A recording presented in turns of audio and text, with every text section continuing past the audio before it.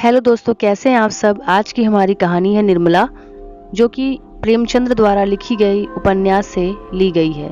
चलिए शुरू करते हैं। बाबू उदय भानुलाल एक अच्छे वकील थे। उनके घर में रिश्तेदारों की कोई कमी नहीं थी। कोई ममेरा भाई था, कोई फुफेरा, कोई भांजा तो कोई भतीजा। लेकिन हमारी कहानी इन सब से नहीं, बल्कि उनकी दो बेटियों से जुड़ी है। बड़ी बेटी निर्मला और छोटी बेटी कृष्णा। अब से कुछ ही दिन पहले तक दोनों बहनें साथ बैठकर गुड़ियों की शादी रचाया करती थी। निर्मला की उम्र थी 15 साल और कृष्णा बस 10 साल की थी। उम्र का फर्क होने के बावजूद उनके स्वभाव में कोई खास अंतर नहीं था। दोनों नटखट थीं, चंचल और खेलने कूदने की शौकीन थीं। काम से भी जी चुराती थी। माँ की डांट खाती और जब भी कहीं बाजा बजने की आवाज आती दरवाजे पर दौड़कर खड़ी हो जाती। लेकिन अब हालात बदल गए हैं। एक ऐसी घटना घटी जिसने बड़ी बहन को सचमुच बड़ी बना दिया। निर्मला अब गंभीर हो गई थी, शांत, शर्मीली और सोच में डूबी हुई। दरअसल पिछले कुछ समय से उदय भानुलाल उसकी शादी की बात चलाने में लगे हुए थे। अब जाकर बात पक्की हुई है। भुवन मोहन सिन्हा नाम के एक युवक से, जो कि एक प्रतिष्ठित परिवार का बेटा है। लड़के के पिता ने साफ कह दिया कि उन्हें दहेज की कोई चिंता नहीं, बस बारात का स्वागत अच्छा होना चाहिए ताकि किसी को मजाक का मौका न मिले। बाबू उदय भानुलाल के लिए बड़ी राहत की बात थी। वे खुद किफायती नहीं थे और दहेज का बोझ उन्हें परेशान कर रहा था। यह खबर जब निर्मला को मिली तो वह चुपचाप एक कोने में जाकर बैठ गई। उसके दिल में जाने अनजाने एक डर समा गया था। न जाने क्यों वह घबरा रही थी। जहां और लड़कियों की आंखों में शादी की खुशियां चमकती हैं, वहां निर्मला की आंखों में चिंता थी। न कोई हंसी, न कोई उत्साह, सिर्फ चुप्पी और अनजाने भय। कृष्णा को थोड़ी बहुत समझ थी। उसे ये तो पता था कि बहन को शादी में गहने मिलेंगे, बाजे बजेंगे, लोग आएंगे, नाच गाना होगा।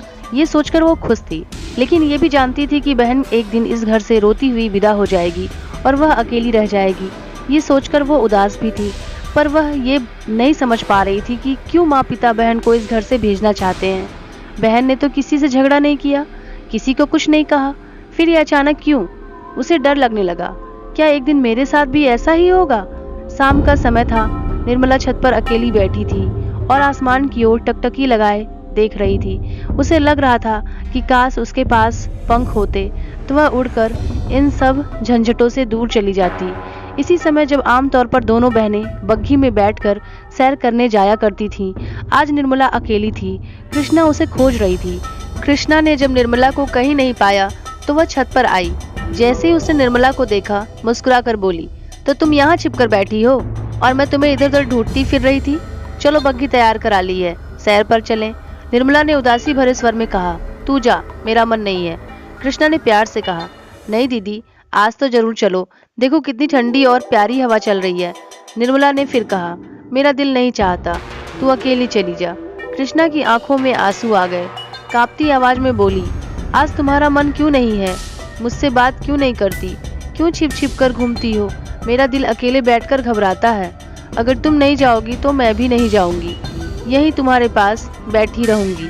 निर्मला ने हल्की मुस्कान के साथ पूछा, और जब मैं यहाँ से चली जाऊंगी तब क्या करोगी? फिर किसके साथ खेलोगी, घूमोगी? कृष्णा बोली, मैं भी तुम्हारे साथ चलूंगी, मैं अकेली यहाँ नहीं रह सकती। निर्मला ने कहा, माँ तुझे मेरे साथ नहीं जाने देगी। कृष्णा ने जिद की, तो मैं भी तुम्हें नहीं जाने दूंगी। तुम माँ से कह क्यों नहीं देती कि मैं नहीं जाना चाहती?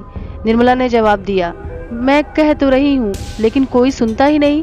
कृष्णा ने आश्चर्य से पूछा, तो क्या ये तुम्हारा घर नहीं है? निर्मला ने दर्द भरे स्वर में कहा, नहीं, अगर होता तो कोई मुझसे जबरदस्ती क्यों निकालता?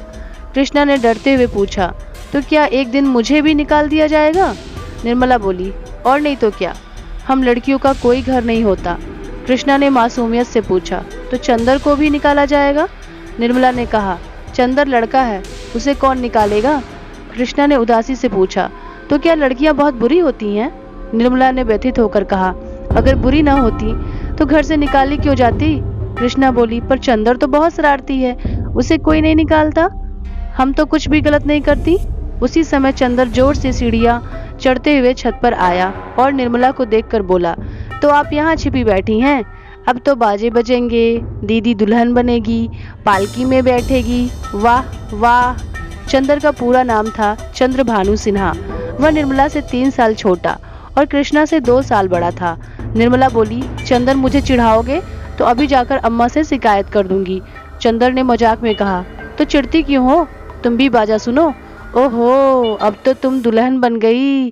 फिर कृष्णा से बोला, क्यों किसनी, तू बाजा सुनेगी ना? वैसे बाजे तो तूने कभी नहीं सुने होंगे। कृष्णा बोली, क्या ये बाजे बैंड से भी अच्छे होंगे? चंदर बोला, हाँ, बैंड से 1000 गुना अच्छे, लाख गुना अच्छे। तुमने तो बस एक बैंड सुन लिया और सोच लिया कि इससे अच्छा कुछ नहीं हो सकता, लेकिन जो बाजे वहाँ बजेंगे उन्हें बजाने वाले लाल लाल वर्दियाँ और काली काली टोपियाँ पहनेंगे। इतने सुंदर लगेंगे कि क्या बताऊं। आतिशबाजियाँ होंगी, रंग बिरंगी हवाइयाँ आसमान में उड़ेंगी और तारों के बीच जाकर फटेंगी। लाल पीले हरे नीले तारे आसमान से टूट कर गिरेंगे। बहुत मजा आएगा। कृष्णा ने खुश होकर पूछा, और क्या क्या होगा भैया, बताओ ना। चंद्रभानु बोला, मेरे साथ चलो, रास्ते में सारी बातें बताऊंगा। ऐसे ऐसे तमाशे होंगे कि तुम्हारी आंखें खुली की खुली रह जाएंगी। उड़ती हुई परियां होंगी, सचमुच की परियां। कृष्णा ने मुस्कुराते हुए कहा, अच्छा चलो, लेकिन अगर नहीं बताया तो मारूंगी। इसके बाद चंद्रभानु और कृष्णा चल देते हैं, लेकिन निर्मला वहीं अकेली बैठी रह जाती है। कृष्णा के चले जाने से निर्मला को बहुत दुख हुआ। जिस कृष्णा को वो अपनी जान से भी ज्यादा प्यार करती थी, आज वो भी उसे अकेला छोड़कर चली गई। बात कुछ खास नहीं थी, लेकिन दुखी मन तो जरा सी हवा से भी आहत हो जाता है। निर्मला बहुत देर तक छत पर बैठी रोती रही। उसे लगने लगा जैसे धीरे धीरे सब उसे भूलते जा रहे हैं। माँ, पिताजी, भाई बहन, सबकी नजरें उससे हट जाएंगी। शायद वो दिन भी आए जब वो इन सभी को देखने के लिए तरस जाए। चारों ओर बगिया में फूल खिले थे, मीठी मीठी खुशबू फैली थी, चैत की ठंडी हवा बह रही थी, आकाश तारों से सजा था। पर निर्मला अपने शोक में डूबी हुई थी और धीरे धीरे रोते रोते ही उसकी आंख लग गई और वह सपना देखने लगती है। वो देखती है कि एक नदी किनारे खड़ी है, लहरें उठ रही हैं। वो नदी के उस पार जाना चाहती है, पर उसे रास्ता नहीं मिल रहा है। शाम हो चुकी है, अंधेरा बढ़ता जा रहा है और वो सोचती है, रात हो गई तो मैं यहाँ अकेले कैसी रहूंगी।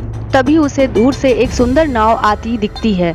वो खुश हो जाती है और जैसे ही नाव के किनारे आती है वो चढ़ने लगती है, लेकिन नाविक कहता है, तेरे लिए यहाँ जगह नहीं है। निर्मला विनती करती है, उसके पैर पकड़ती है, रोती है, पर नाविक बार बार यही कहता है, तेरे लिए यहाँ जगह नहीं है। और फिर नाव चल पड़ती है। निर्मला चिल्लाती है, रोती है, डर जाती है कि पूरी रात वो यहाँ अकेले कैसे गुजारेगी। वो नदी में कूदकर उस नाव को पकड़ना चाहती है। तभी किसी की आवाज आती है, ठहरो, नदी गहरी है, डूब जाओगी। वो नाव तुम्हारे लिए नहीं है, मैं आ रहा हूँ, मेरी नाव में बैठ जाओ, मैं तुम्हें उस पार ले चलूंगा। निर्मला इधर उधर देखती है, आवाज कहाँ से आई पता नहीं चलता। फिर थोड़ी देर में एक छोटी सी टूटी हुई नाव आती है। उसमें न पाल है, न पतवार, न मस्तूल, पर्दे फटे हुए हैं, तख्ते टूटे हुए हैं, नाव पानी से भरी है और एक आदमी पानी निकाल रहा है। निर्मला कहती है, ये नाव तो टूटी हुई है, ये मुझे पार कैसे ले जाएगी। नाविक कहता है, यही तुम्हारे लिए भेजी गई है, बैठ जाओ। निर्मला सोचती है, मैं इसमें बैठूं या नहीं। फिर सोचती है, यहाँ अकेली रहना तो और भी बुरा है, हो सकता है ये नाव पार पहुंचा ही दे। और वह अपनी जान हथेली पर रखकर उस टूटी नाव में बैठ जाती है। नाव धीरे धीरे हिचकोले खाती है, हर पल उसमें और पानी भरता जा रहा है। निर्मला भी नाविक के साथ मिलकर दोनों हाथों से पानी निकालने लगती है। निर्मला बहुत कोशिश करती है नाव से पानी निकालने की, पर पानी तो और भी तेजी से भरता जाता है। दोनों के हाथ थक जाते हैं, लेकिन पानी रुकने का नाम ही नहीं लेता। अंत में नाव गोल गोल घूमने लगती है। ऐसा लग रहा था जैसे अब डूबे अब डूबे। तभी वह डर के मारे किसी अदृश्य सहारे की तलाश में अपने दोनों हाथ फैला देती है। नाव पानी में और नीचे जाने लगती है और उसका पैर फिसल जाता है। वह जोर से चिल्लाती है और चिल्लाते ही उसकी नींद खुल जाती है।